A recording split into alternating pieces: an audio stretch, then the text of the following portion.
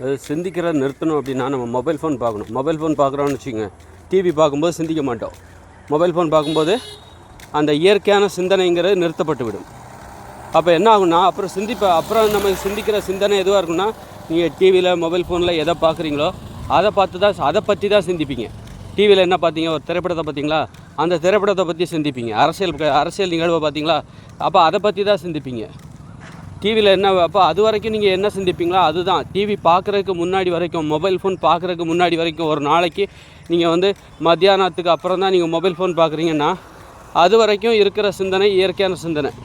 TV பார்க்குறீங்க, மத்தியானம் 2 மணி வரைக்கும் தான், 2 மணிக்கு அப்புறம் தான் நான் டிவி பார்க்குறேன்னா அது வரைக்கும் உங்களுடைய சிந்தனை இயற்கையானது. அப்போ டிவி பார்க்க ஆரம்பித்த பிறகு, மொபைல் ஃபோன் பார்க்க ஆரம்பித்த பிறகு நம்முடைய சிந்தனை செயற்கையான சிந்தனை. நீங்கள் மொபைல் ஃபோனில் என்ன பார்த்தீங்களோ அதைத்தான் சிந்திப்பீங்க. அதனால் இயற்கையான சிந்தனை தடுக்கப்பட்டு விடும். இயற்கையான சிந்தனை உடலுக்கு நல்லது, நமக்கு முன்னேற்றத்தை தரும். செயற்கையான சிந்தனை நமக்கு அந்த அளவுக்கு முன்னேற்றத்தை தராத ஓரளவுக்கு தரும்னு வச்சுக்கோங்க. அதனால் 2 சிந்தனையும் தேவை. ஆனால் அதே நேரத்தில் இயற்கையான சிந்தனை இல்லாமல் போயிடக்கூடாது.